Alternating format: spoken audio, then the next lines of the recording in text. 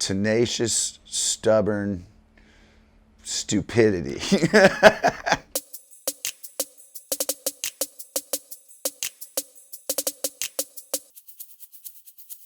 The Neighborhood Improvement Association is the name of the band, and when I first started it, it was the idea of there would be many musicians under one roof, more or less. The band doesn't really have a full-time lineup, which gives me the opportunity to have different instrumentation and play with different people. And it was somewhat of a response to being in the same band for 15 years and kind of doing the same thing. So I wanted to do something different, and that's kind of where it came from.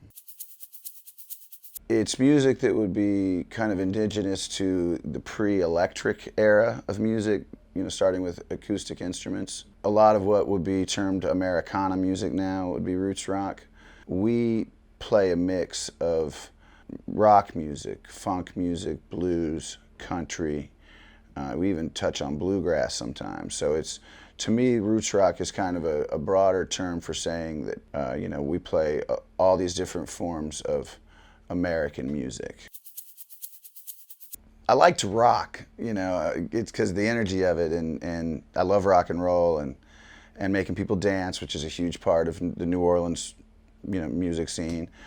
But I think when you can apply acoustic instruments to those settings, I think you get a broader emotional range of material and lyrical content that you can work with. And at the core, I'm a storyteller.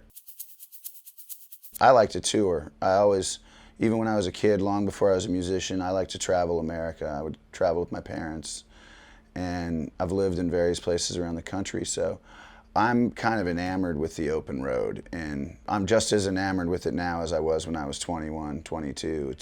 I like to get out there and find myself in weird experiences, because I mean, it won't happen if you don't go do it. And so you give it a shot or you don't.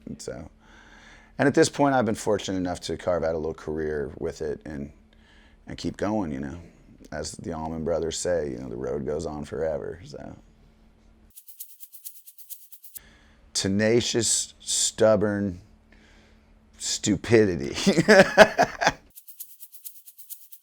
Always feels good to come home.